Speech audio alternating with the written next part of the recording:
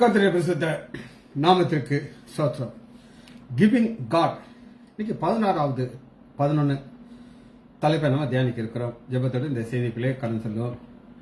தெய்வீக கூடாரமே, என் தேவனின் சந்நிதியே, தேடி ஓடி வந்தோம் தெவிட்டாத பாக்கியமே, மகிமை மகிமை மாட்சிமை மாறா எனேசருக்கே, மகிமை மகிமை மாட்சிமை மாறா எனேசருக்கே.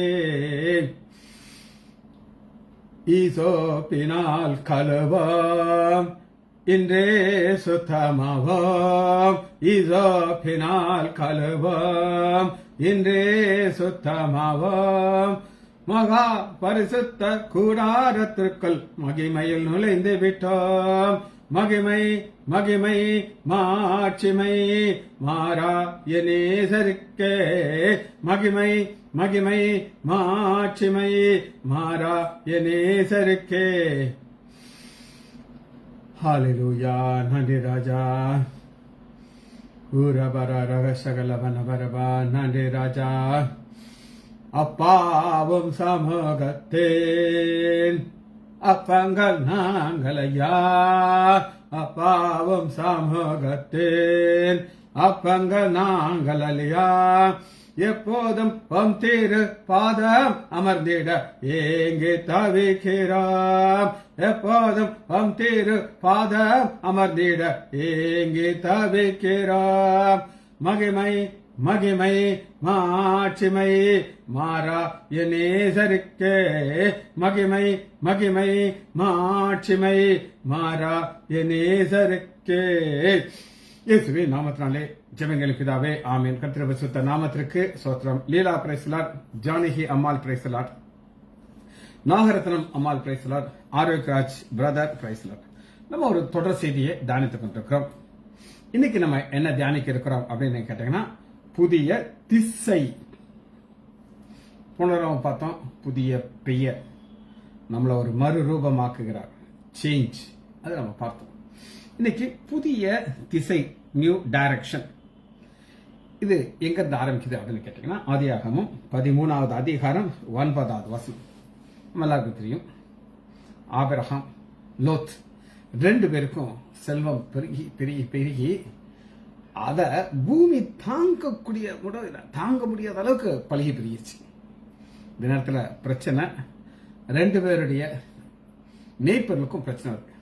என் மாடு உன் மாடை முட்டிருச்சு, என் மாடு தூங்கிட்டு தான் இருந்துச்சு, கிழிச்சு குடலெல்லாம் வெளியே வந்துருச்சு அப்படின்னு சொல்லி சண்டை வர வர இந்த பிரச்சனை கூடிக்கிட்டே போகுது. அப்ப ஆபிரகாம் என்ன ஆலோசனை சொல்லுகிறார் அப்படின்னு கேட்டீங்கன்னா, 8வது வசனம், ஆதியாகமம் 13:8. ஆபிரகாம் லோத்தை நோக்கி, எனக்கும் உனக்கும் என் மேய்ப்பிற்கும் இன்னொருக்கும் வாக்குவாதம் வேண்டாம், நாம் சகோதரர். அந்த சகோதரங்கிற உறவு ஆபிரகாமுக்கு இருந்துச்சு. இப்ப அவர் ஆலோசனை சொல்கிறோம், நீ எந்த டைரக்ஷன் போறியோ போ, நீ போற டைரக்ஷன் நீ போ, நீ போகாத டைரக்ஷன் நான் போறேன். இதுதான் டைரக்ஷன், ஒரு திசை. 9, இந்த தேசம் உனக்கு முன்பாக இருக்கிறதா, என்னை விட்டு பிரிந்து போகலாம், நீ இடதுபுறம் போனால் நான் வலதுபுறம் போய், நீ வலதுபுறம் போனால். அப்ப ஆப்ஷன் அவர் கொடுத்துறாரு. நம்ம எல்லாரும் என்ன செய்யணும்னா, எது பெஸ்டோ இது எனக்கு வேணும் அப்படின்னு சொல்லி வாங்கிக்கணும். எங்களுடைய குடும்பத்துல ஒரு வழக்கம், சொத்து பிரிக்கிறோம். சொத்து பிரிக்கும் போது எனக்கு என்ன ஆசையோ அதை நான் கேட்டு வாங்கிக்கிட்டேன். எனக்கு பிடிச்சது. நமக்கு அந்த ஆபிரகாமுக்குள்ள விசுவாசம் நமக்கு கிடையாது. கேட்டேன், இது எனக்கு கூட, அதுக்கு பிறகு நான் இதை தரேன். கொடைக்கானல்ல வீடு எனக்கு வேணும்னு நான் கேட்டேன். அது எங்க அப்பா இருக்கும்போது, நாங்க அண்ணன் தம்பி 3, எங்க அம்மா அப்பா 5 வீடு இருந்துச்சு. நான் சொன்னேன், மண்டபம் இருக்கு பார்த்தீங்க, சுமங்கலி மண்டபம், அதை நீங்க எடுத்துக்கோங்க 2 பேர், ஆனா எனக்கு அது வேணும்னு சொல்லி. அது வேற என் மனைவிக்கு ரொம்ப வருத்தம், ஐயோ இவ்வளோ பெரிய சொத்தை விட்டு கொடுத்துட்டீங்களே அப்படின்னு சொல்லி. நான்லாம் உடலை சொன்னேன். இன்னைக்கு பார்த்தீங்கன்னா ஆண்டோட அருமையான இடத்தை எங்களுக்கு கொடுத்துருக்காரு. அப்போ ஆனால் ஆபிரகாம் அப்படி கிடையாது. நீ இடதுபுறம் போனா நான் வலதுபுறம் போறேன் அப்படின்னு சொல்லி ஆப்ஷன் கொடுத்தார். அப்ப லோத்துடைய டைரக்ஷன் பார்வை எங்க போகுது அப்படின்னா, அப்பொழுது லோத் தன் கண்களை ஏறெடுத்து பார்த்து யோர்தான் நதிக்கு அருகான சமபூமி இதை நீங்க மறந்துடுங்க. Square place. ஸ்கொயர் பிளேஸ்னா அதுக்கு நீளம் அகலம் இருக்கும். தான் ஸ்கொயர். அந்த இடத்த பார்க்கிறார். மேல இருந்து பார்க்கும்போது சூப்பரா தெரியுது. கர்த்தர் சோதோமை குமாரையும் அழிக்கும் முன்னே அது கர்த்தருடைய தோட்டத்தை போலவும் எகிப்து தேசத்தை போல இருந்துச்சு. இப்படி இருந்த ஒரு சமபுலி இங்க சேஞ்சா போயிடுச்சு. இப்ப ஆபிரகாமுக்கு அந்த ஒரு டைரக்ஷன் கொடுக்க மாட்டேங்கிறார். எப்படி கொடுக்கிறாரு அப்படின்னு கேட்டீங்கன்னா, 14 லோத்து ஆபிரகாம் விட்டு பிரிந்த பின்பு அது வர ஆண்டவர் பேச மாட்டேங்கிறார். ஏன் பேச மாட்டேங்கிறார் அப்படின்னு கேட்டீங்கன்னா, நல்ல மனுஷன், எந்த மகளாம் கிடையாது. அந்த பெரிய மனுஷன் என்ன செய்வார்னா, அப்பா இந்த 2 ஆப்ஷன் இருக்கு, சமபூமியை விட்டுட்டு இதை எடுக்கணும் நீ எடுத்துக்கோ அப்படின்னு சொல்லிடுவாரு. அதனாலதான் ஆண்டவர் வெயிட் பண்ணிட்டே இருக்காரு. ஆண்டவர் பயங்கரமா வெயிட் பண்றவர், காத்துக்கிட்டே இருப்பார். அவர் பிள்ளைக்கு எந்த ஆசீர்வாதம் வேணுங்கிறது அவருக்கு தெரியும். அதுவரை வாயை திறக்க மாட்டார். இப்ப போத்தை செட்டில் பண்ணியாச்சு. அவர் டென்ட் போட்டு உட்கார்ந்துட்டு இருக்காரு. சோதமுக்கு முன்னாடி உட்கார்ந்துட்டு இருக்காரு. இப்ப ஆண்டவர் கர்த்தர் ஆபிரகாமை நோக்கி உன் கண்களை ஏறெடுத்து நீ இருக்கிற இடத்திலிருந்து வடக்கு தெற்கு கிழக்கு மேற்கே நோக்கி பார். ஒரு டைரக்ஷன்ல லோத்து போறான், ஒரு சமபூமியை பார்க்கறான். ஆண்டவர் நோ நோ நோ, நான் உனக்கு அப்படி கிடையாது, 4 டைரக்ஷன் கொடுப்பேன். அதான் இந்த செய்தி என்னன்னா, திசை. கிவிங் காட் என்ன கொடுக்கறா, திசையில கொடுக்கிறார். நீ பார்க்கிற இந்த பூமி முழுவதையும் நான் உனக்கு உன் சந்ததிக்கும் என்றென்றைக்கு கொடுப்பேன். கொடுத்துட்டு அந்த சந்ததி அந்த தேசத்தை செய்றாரு. நீ எழுந்து தேசத்தின் நீளம் அகலம் எம்மட்டோ அந்த அளவு நட, அதை நானும் தருவேன். எழுந்து நட அப்படின்னா என்ன அர்த்தம் அப்படின்னு கேட்டீங்கன்னா, இது ஒரு வித்தியாசமான இது ஒரு அர்த்தம் இருக்குது. அது என்ன அப்படின்னு கேட்டீங்கன்னா, நடங்கிறது என்ன? எல்லாரும் சொல்லுவாங்க. நான் ஒரு கதை கேட்டேன். என்ன கதை அப்படின்னு கேட்டீங்கன்னா, இது போல ஒரு ஆபரா மாதிரி ஒரு பிரச்சனை வந்துச்சு. அப்ப நீ நடையா எவ்வளவு தூரம் நட, நீ நடக்கிற எல்லாம் நான் கொடுப்பேன்னு சொல்லி இவரும் நடக்கிறார். ஆனா திரும்ப சாயங்காலம் அந்த இடத்துக்குள்ள வந்துடணும் அப்படின்னு சொல்லி இவர் திரும்ப ஓடுறாரு. ஏன்னா நடக்கிற எல்லாம் அன்று கொடுக்குறேங்கிறாரு சொல்லி திரும்ப பொத்தனை உடம்பு சேர்த்து போயிட்டு, அது அந்த நட கிடையாது. இது என்ன நடன்னு நான் உங்களுக்கு வேதத்திலிருந்து காட்டப்படுறேன்.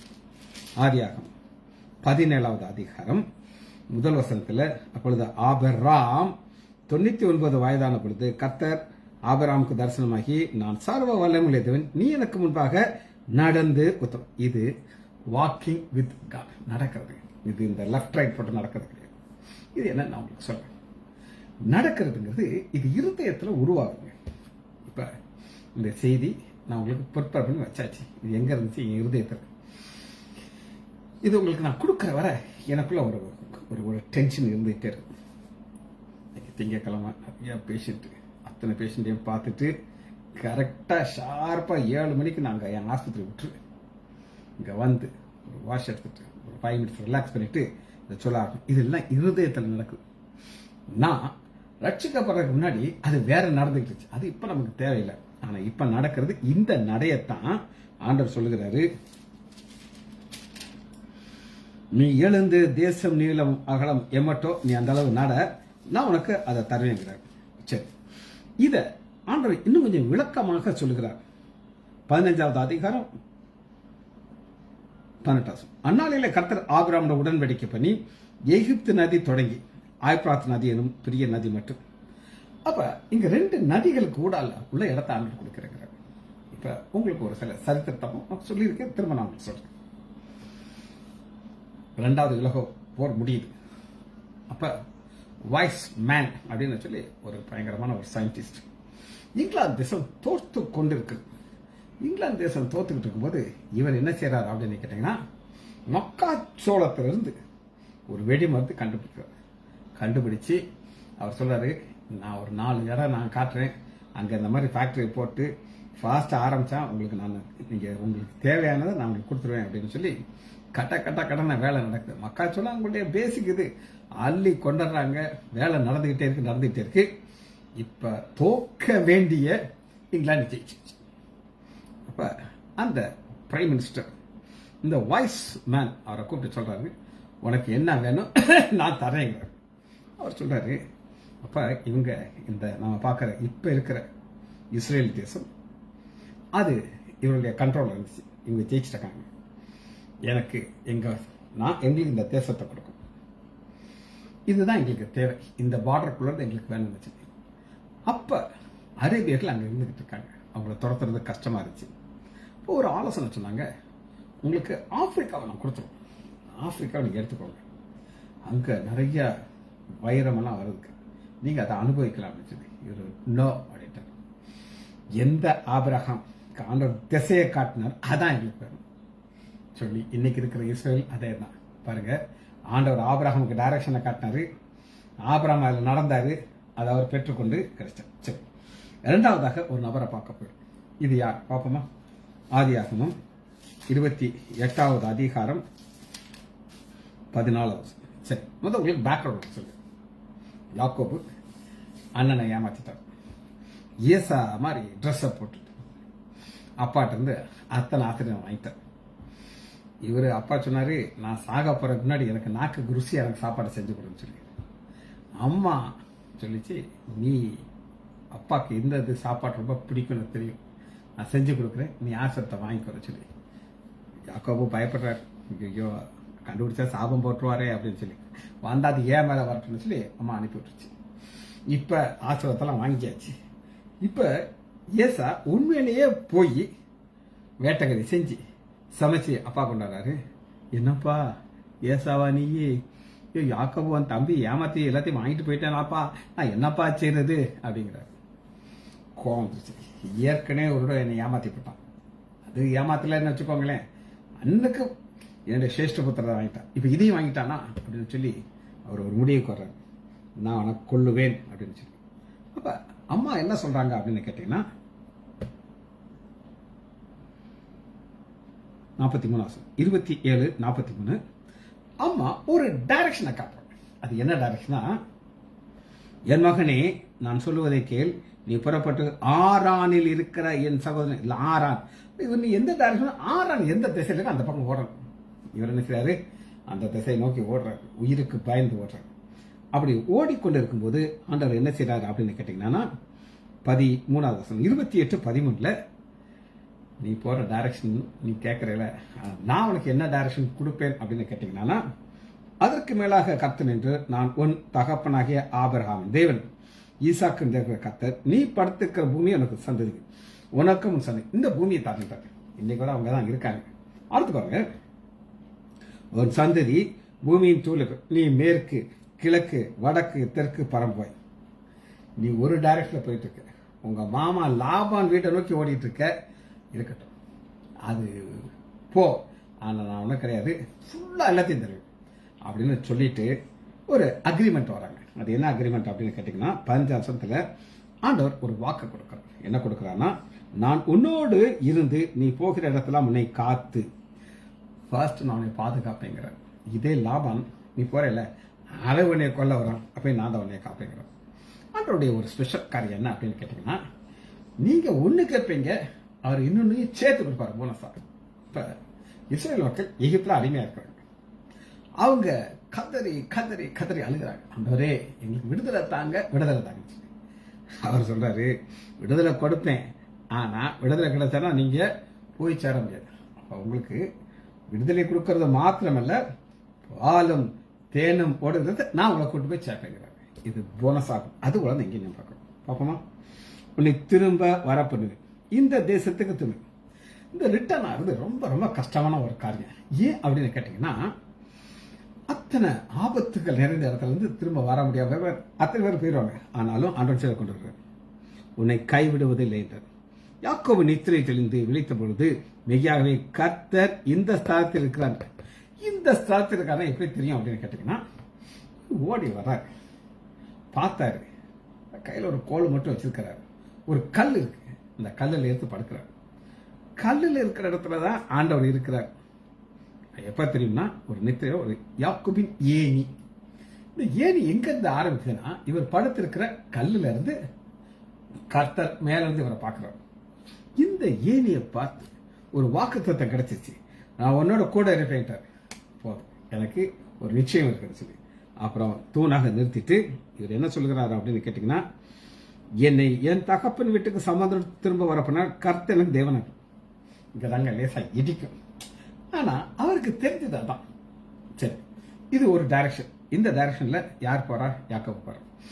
மாத்திரமல்ல, இந்த இதுல ஏகப்பட்ட கஷ்டங்கள் இருக்கு.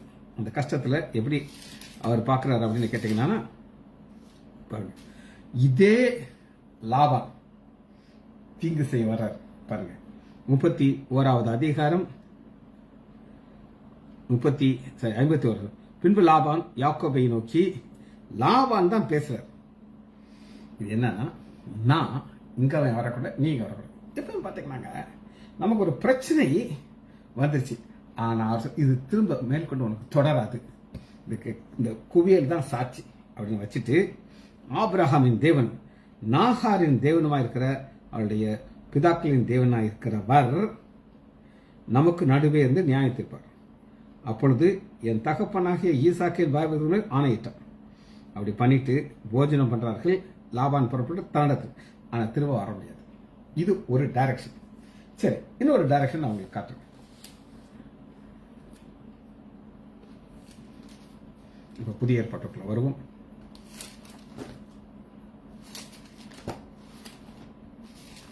அப்போஸ்தலர் 2வது அதிகாரம் 44வது வசனம். அப்போஸ்தலர் 2:44. இதுக்கு நான் ஒரு தலைப்பு கொடுத்திருக்கேன், ஆல் ஹாப்பி, ஆல் வெல். இப்ப நீங்க ஒரு சிலரை பார்த்து, hello, how are you, how is your family, வீட்டில் ஆல் வெல் அப்படின்னு சொன்னாங்க. இது ஆல் வெல். இது அநேக நேரம் பொய்யா இருக்கும். இது எப்படி நான் உங்களுக்கு சொல்றேன். ஒருத்தர் இருக்காரு, அப்படியே சோகமா போயிட்டு இருக்காரு. அண்ணே வணக்கம், வீட்டில் எல்லாரும் எப்படி இருக்காங்க? சூப்பரா இருக்காங்கன்னு சொன்ன. ஆனா மனைவி முடியாம இருக்குது, இவர் மருந்து வாங்க போயிட்டு இருக்காரு. ஆனா பேச்சுவாக்கில் என்ன சொல்லுவாரு? எல்லாம் சூப்பர் அப்படின்னு. அது உண்மை கிடையாது. ஆனா இங்க உண்மையிலேயே எல்லாம் நல்லா சந்தோஷமா இருக்கும். எல்லாம் ஒன்னா சேர்ந்துட்டாங்க, சபையில உட்காந்துருக்காங்க, புதுவா வச்சிருக்காங்க. என்னெல்லாம் நடக்குது அப்படின்னு கேட்டீங்கன்னா ஆச்சரியமான காரியம் நடந்துட்டு இருக்கு. 45. அப்போஸ்தலர் 2:45. All good. விசுவாசிகள் எல்லாரும் அப்போஸ்தலர் அநேக அற்புதங்களும் செய்யப்பட்டது. அநேக அற்புதங்களும் அடையாளம் செய்யும் பொழுது எல்லாருக்கும் பயம் உண்டாச்சு. இந்த பயம் தாங்க முக்கியமானது. இப்போ ஒரு ரவுடி ஒருத்தர் இருக்காங்க. அந்த ரவுடி என்ன செய்வான் அப்படின்னு கேட்டீங்கன்னா, அவனை பார்த்து எல்லாரும் பயப்படணுங்கிறதுக்காண்டி சில காரியங்களை செய்வான். ஆனா இங்க அப்படி கிடையாது. ஆண்டவர் செய்த அற்புதத்தை அடையாளத்தை பார்த்து எல்லாரும் பயந்து, ஐயா கிட்ட போயிடக்கூடாது, அதை தொற்றக்கூடாது அப்படின்னு இருக்காங்க. இதுதான் ஃபர்ஸ்ட் அந்த டைரக்ஷன்ல போகும்போது கிடைக்கிற ஒரு சூப்பரான ஒரு ஆசீர்வாதம். இதெல்லாம் இருக்கும்போது அவங்க எங்கதான் இருப்பாங்க? அங்கதான் இருப்பாங்க. அடுத்து என்ன நடக்குது பாத்தீங்கன்னா, விசுவாசிகளும் ஒருமித்திருந்து சகலத்தையும் பொதுவாக வைத்து அனுபவித்தல். இந்த பொதுவாக வைத்து அனுபவிக்கிறது ஒரு பெரிய ஒரு ஆச்சரியமான காரியம். கம்யூனிஸ்ட் அப்படின்னு ஒரு கட்சி வந்துச்சு. அது எங்க இருந்தா வந்துச்சு? இப்ப நான் உங்களுக்கு சொல்றேன். ஒரு ஆளு ஒரு 2 ஏக்கர் வச்சிருக்கான், இன்னொருத்தர் ஒரு 1/2 ஏக்கர் வச்சிருக்கான், இன்னொருத்தர் 10 ஏக்கர் வச்சிருக்கான். ஆனா ஊடால பார்ட்டிஷனா இருக்கும். பார்த்தாங்க, இங்க நடுவில் இருக்கிற பிடிங்கிட்டு நம்ம டிராக்டர் கொண்டு வரோம், ஒரு 1000 ஏக்கர் 1000 ஏக்கர்ல முன்ன விவசாயம் பண்ணுவோம், நமக்கு மகசூல் வரும். யார் யார் எவ்வளவு நீங்க இன்வெஸ்ட் பண்ணீங்களோ அதுக்குரிய அவங்களுக்கு கிடைச்சிடும். ஆனா எல்லாரும் வேலைக்கு வரணும். இதுதான் கம்யூனிஸ்ட். இப்படி பொதுவா இருக்குது. எங்க வீடு கொஞ்சம் பெரிய வீடு, எங்களுக்கு இது தேவையான தேவையில்லை. இப்ப நாங்க என்ன செய்யலாம் அப்படின்னு கேட்டீங்கன்னா, ஒரு 10 விசுவாசி 20 விசுவாசி கூட்டு வந்து, ஏன் காணியர்கள் எல்லாம் படுத்து தூங்குன்னு சொல்லலாம். ஆனா நம்ம சொல்ல மாட்டோம், அது வேற. இப்ப பொதுவாக வச்சு அனுபவிக்கிறோம் பாருங்க. அடுத்து, காணியாட்சிகளையும் ஆஸ்திகளையும் விற்று ஒவ்வொருவரும் தேவைக்கு தக்கதாக எல்லாரும் பகிர்ந்து. கம்யூனிஸ்ட் எல்லாத்தையும் வித்துரு, கவர்மெண்ட்டை வித்துரு. இப்ப எல்லாரும் என்ன செய்யணும்? இது எவ்வளவு சந்தோஷமான காரியம். எல்லாரும் ஹாப்பியா இருக்காங்க, ஒரு பிரச்சனை இல்லை, ஆல் வெல். அடுத்து பாருங்க, அவர்கள் ஒருமனப்பட்டவர்களாய் தேவாலயத்திலே அனுதினமும் தடுத்து ஒருமனப்பட்ட ஒன்னஸ். ஆண்டவர் இந்த ஒன்னஸை ரொம்ப ரொம்ப ரொம்ப எதிர்பார்ப்பார். ஏன்னா ஒன்னஸ் இருந்தால் தான் வேலை நடக்கும். இப்போ ஆபிரகாம் போகிற டைரக்ஷன் வேற, சண்டை வந்துச்சு பிரிஞ்சுட்டாங்க, அது ஒன்னஸ் கிடையாது. சரிங்க, யாக்கோபு ஒன்னஸ் கிடையாது. அண்ணனுக்கும் தம்பிக்கு சண்டை வந்துருச்சு. அண்ணன் சொல்கிறான், அப்பா சாவார்ல வருங்கள உன்னை போட்டு தள்ளிடுங்க, போல்ட்டை டிக்ளேர் பண்ணிட்டார். 400 பேர் வர்றாரு, இதுக்கு ஆட்டை கண்டுருச்சு, ஒன்னஸ் கிடையாது. ஆனால் இங்கே பாருங்க, சூப்பரான ஒரு சிச்சுவேஷன். ஒன்னஸ் ஆண்டவருக்கு பிடிக்குமா? எஸ் பிடிக்கும், ஆனால் பிடிக்காது. ஏன் பிடிக்காதுங்கிறது நம்ம பார்க்க போகிறோம். அதான் டைரக்ஷன் மாற்று. இப்போ எல்லாரும் எங்கே இருக்காங்க? எருசலேம். எருசலேம் வந்துக்கிட்டு ஜாலியாக இருக்காங்க. ஆனால் பிரச்சனை என்ன அப்படின்னு கேட்டிங்கன்னா, அவர் ஒருமனப்பட்டவர்களாய் தேவாலயத்திலே அனுதினமும் தரித்திருந்து வீடுகள் தோறும் அப்பம் பிட்டு மகிழ்ச்சியோடும் கபடு இல்லாத இருதயத்தோடும் போஜனம். கபடு இல்லாத இருதயங்கிறது எப்போ வரும் அப்படின்னு கேட்டிங்கன்னா, எனக்கு கூட கொஞ்சம் வேணும், அதை நான் ஆட்டையை போட்டு எடுக்கணும். இப்போ ஆண்டவராக இயேசு கிறிஸ்து வாழ்ந்த காலத்தில் இப்போ பரிசேயர் வேதபாரங்களாம் இந்த பெரிய பெரிய அங்கேயே போட்டுக்கிட்டு ஒரு நீண்ட ஜபத்தை பண்ணிக்கிட்டே இருப்பாங்க. எல்லாரும் அவங்கள பார்த்து என்ன ஜபம் பண்ணுறாரு ஐயா சூப்பர். ஆனால் உள்ளம் எப்படி இருக்குன்னா, ஒரு விதவின் வீடை பச்சிக்கிறதுல இருக்கும். இப்போ இங்கே அந்த பிரச்சனையே கிடையாது. ஏன்னா எல்லாத்துக்கும் காமனாக இருக்குது. விதவை வீடா, எல்லா வீடும் காமன் வீடா, இருந்து எங்கேனாலும் போய் படுத்துக்கலாம். இது ஒரு சுச்சுவேஷன் நடந்துட்டு இருக்குது பாருங்க.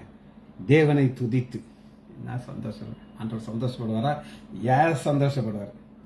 ஆனால் அன்றருக்கு வருத்தம் என்னையா, நீ எங்கெல்லாம் போகணும் அப்படின்னு கேட்டீங்கன்னா, 1 அதிகாரம் 8வது வசனம், இங்கே எருசலேமில் மட்டும் இருக்கிற பிரயோஜனம் இல்லை, நீங்கள் பலனடைந்து எருசலேமிலும் யூதா முழுவதும் சமாரியிலிருந்து பூமியின் கடைசி வரைந்தும் எனக்கு சாட்சி இருக்கும்.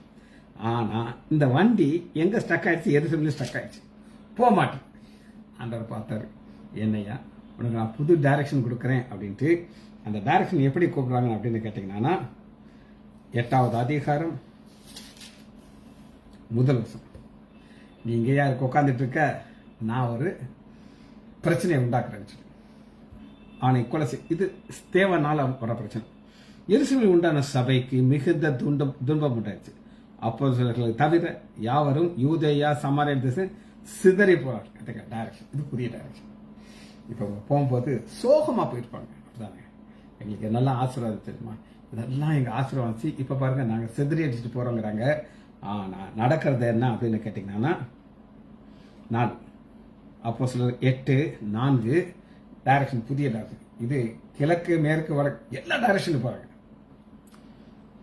எங்கவும் சுற்றி திரிந்து சுவிசேஷ வசனத்தை பிரசங்கித்தார்கள். அப்பொழுது பிலிப் என்ற பெண்ணு சமாரியாவில் உள்ள ஒரு பட்டணத்துக்கு, சமாரியாவுக்கு அவங்க போவாங்களா? போகவே மாட்டாங்க. எங்கெல்லாம் பக்கா யூதர்கள். ஆண்டவரே பயந்து பயந்து தான் நினைச்சார். சமாரியாவில் போய் ஒரு பெண்ணை சந்திக்கிறார். அது இந்த பசங்களாம் அனுப்பி விட்டார், சாப்பாடு அவங்க போய் சாப்பாடு அவங்க போ அப்படின்னு சொல்லி. ஏன்னா இருந்தானா பேச விட மாட்டாங்க. அதனால ஒரு பட்டணத்தில் அங்குள்ளவர்களுக்கு கிறிஸ்துவை குறித்து பிரசங்கம். 6 பிலிப்பு செய்த அதிசயங்களை ஜனங்கள் கேள்விப்பட்டு கண்டு அவனால் சொல்லப்பட்ட ஒரு அதிசயங்கள். ஆண்டவர் என்ன செய்வார்னா, ஒரு அதிசயத்தை செய்வார். அந்த அதிசயத்தை ஏன் செய்தார் அப்படின்னா, மக்கள் நம்புவாங்க. நான் உங்களுக்கு பல முறை சொல்லியிருக்கேன். எங்கள் ஹாஸ்பிட்டலில் ஒரு டாக்டர் வந்தார். அவருக்கு ஏப்பமும் வீக்கலும் சேர்ந்து வந்துருச்சு. ரட்சிக்கப்பட்டவர் பின்மாற்றத்துக்கு போயிட்டார். ஆனால் கொண்டு வந்து ஆண்டவர் ஒரு அற்புதத்தை செய்தார். அற்புதத்தை செய்து இயேசு உயிரோடு இருக்கான்னு காட்டினார். ஒரு பொண்ணு வந்தா, மென்டலி டிஸ்டர்ப்டு, வெயிலில் நிற்பா ரோட்டில், அவன் எதுவுமே தெரியாது அவளுக்கு. ஆனால் அந்த பொண்ணை ஆண்டவர் எங்கள் ஆஸ்பத்திரிக்கு கூப்பிட்டு வந்து என் தம்பி சொன்னார், இந்த பொண்ணை மட்டும் நீ சரி பண்ண, உனக்கு 100 பேர் பின்னாடி வருவாங்க. எனக்கு 100 பேர் ஏன் முன்னாடி வந்து நான் எங்கள் ஓபியை பார்க்குறேன். அந்த பொண்ணு ரவுண்ட்ஸ் வந்துட்டு இருப்பா. என்ன செய்வான்னா, அந்த மருந்து வைக்கிற கபர் இருக்கு, தரப்பா தூக்கிட்டு ஓடிட்டு போயிடுவா. இதெல்லாம் எதுக்காக நான் சொல்கிறேன் அப்படின்னு கேட்டிங்கன்னா, அந்த இன்னைக்கும் அற்புதத்தை செய்கிறார். என்னையும் அற்புதமாக வச்சிருக்கிறாரு. காரணம், அந்த இடத்துல செதறி போகிறவங்க என்ன செய்யணுங்கிறத சொல்கிறார். பாருங்க, 8வது வருஷம் 8:8 அந்த பட்டணத்திலே மிகுந்த சந்தோஷம் உண்டாயிற்று. சரி, மிகுந்த சந்தோஷம் உண்டாயிடுச்சு.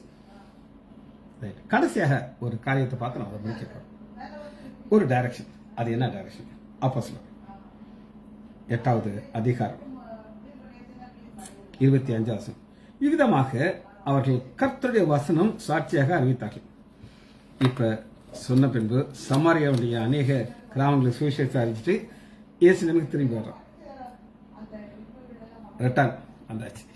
இப்ப தேவன் இப்ப என்ன நினைச்சுப்பாரு அப்படின்னு கேட்டீங்கன்னா, நம்ம கொஞ்சம் ரெஸ்ட் எடுக்கலாம், அப்படியே தலையில கை வச்சுட்டு ரொம்ப வேலை பார்த்தாச்சு, இப்ப ரெஸ்ட் எடுக்கலாம் அப்படின்னு சொல்லிட்டு இருக்கும்போது பிலிப்பு தான் எல்லாத்தையும் லீடர் மாதிரி இருந்தாரு, எல்லாத்தையும் செஞ்சாரு. ஆனா ஆண்டவர் சொல்றாரு, அப்பா இனி நீ டைரக்ஷன் மாத்தி போகணும்ப்பா, நீ வந்துட்டேல திரும்ப எந்த டைரக்ஷன் போகணும்னு கேட்டீங்கன்னா எதிர்பாராத ஒரு டைரக்ஷன். பின்பு கர்த்தருடைய தூதன் 26 பிலிப்பை நோக்கி, நீ எழுந்து தெற்கு முகமாக எருசலேமிலிருந்து காசா பட்டணத்துக்கு போகிற வனாந்திரமாக போ. இப்பதான் வந்திருக்காரு, திரும்ப போ. ஏன்னா வேற ஒரு டைரக்ஷன்ல சுவிசேஷம் அறிவிக்கப்படும். அது எந்த தேசம் அப்படின்னு கேட்டீங்கன்னா எத்தியோப்பியா தேசத்திற்கு சுவிசேஷம் அறிவிக்கப்படும். இப்ப கிழக்கு மேற்கு வடக்கு பிலிப்பு ஏற்கனவே எல்லாரும் செதறடிச்சு போயாச்சு எல்லா டைரக்ஷன். இப்ப இன்னும் ஒரு டைரக்ஷன் கேட்ட நீங்க போகணுங்கிறாரு, பிரச்சனையே கிடையாது.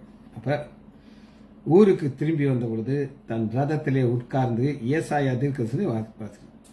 ஆவியானவர் நீ போய் அந்த ரதத்தோடு சேர்ந்து நிறைய ஓடுறாரு. இவரு பெரிய கோடீஸ்வரர், எல்லாமே கேஷே இவரு கையில தான் இருக்கு, நிதி மந்திரி இவரு, கஜானா கையில வச்சிருக்காரு. எருசலேம்ல போய் தேவாலயத்துல ஒரு தோல் சுருடு வாங்கிட்டார். தோல் சுருடு ரொம்ப எக்ஸ்பென்சிவா இருக்கும், ஆனா இவருக்கு பணம் எல்லாம் பிரச்சனை, அவர் கஷ்டப்பட்டா சம்பாதிக்கிறாரு.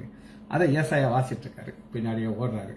ஓடி உங்களுக்கு நீங்க வாசிக்கிறது புரியுதான்ட்டு, யாராவது சொன்னா தானே எனக்கு புரியும், எங்களுக்கு யார் வேணும், நீ வேணும், ஒரு பைபிள் டீச்சர் வேணும், நீ தான் எனக்கு டீச்சர். வேற ஒண்ணுன்னா விளக்குறாரு. இது யார் அப்படின்னு ஆண்டவராக இயேசு கிறிஸ்து. ஏசாயா 53வது அதிகாரத்தை ஒன்னா நான் விளக்கிட்டு இருக்கேன். விளக்கிட்டு இவருக்கு முக்கியமான வேலை ஞானஸ்தானம் கொடுக்கணும். கொடுத்துட்டு இப்ப கந்தாகே மந்திரி எங்க போனோம், எத்தியோப்பியா தேசத்துக்கு போனோம். இவரை அந்த வேற டைரக்ஷன் கொண்டு போறாரு. பாருங்க 39 அவர்கள் தண்ணீரிலிருந்து கரையேறும் பொழுது கர்த்தருடைய ஆவியானவர் பிலிப்பை கொண்டு போய் விட்டார். மந்திரி அப்புறம் அவனை காணாமல் சந்தோஷத்தோடு தன் வழியே போனார். பிலிப்பு ஆத்சோத்திலே காணப்பட்டு அவ்விடத்திலே பிரயாணம் பண்ணி செசரியாவுக்கு வருகிற வரை சகல பட்டணங்களும் சுவிசேஷத்தை பிரசங்கி. டைரக்ஷன் ஆர்டரை மாத்திக்கிட்டே இருப்பார். இன்னைக்கு நமக்கு ஒரு ஆசீர்வாதத்தை கொடுத்திருப்பார். ஜெபிச்சு முடிப்போமா? மகா இரக்கமும் கிருபையுமுள்ள பிதாவே, உம்மாய் துதிக்கிறோம் ஐயா. பல டைரக்ஷன் எங்களுக்கு காட்டுகிறது. நாங்கள் போக வேண்டிய ஒரு பாதை, அது பரலோக ராஜ்யம். அந்த ராஜ்யத்தில் நாங்கள் போய் சேர வலதுபுறம் இடதுபுறம் சாயாதபடி எங்களுக்கு பின்னாடி கேட்கிற இந்த சத்தத்தின்படி ஓட பலம் தாங்கப்பா. பிள்ளைகள் ஒவ்வொருவரையும் என் ஆண்டவர் ஆகிய இயேசு கிறிஸ்துவின் நாமத்தினாலே ஆசீர்வதிக்கிறேன். இயேசுவின் நாமத்தினால் ஜெபங்களை பிதாவே. ஆமேன், ஆமேன், ஆமேன். God bless you.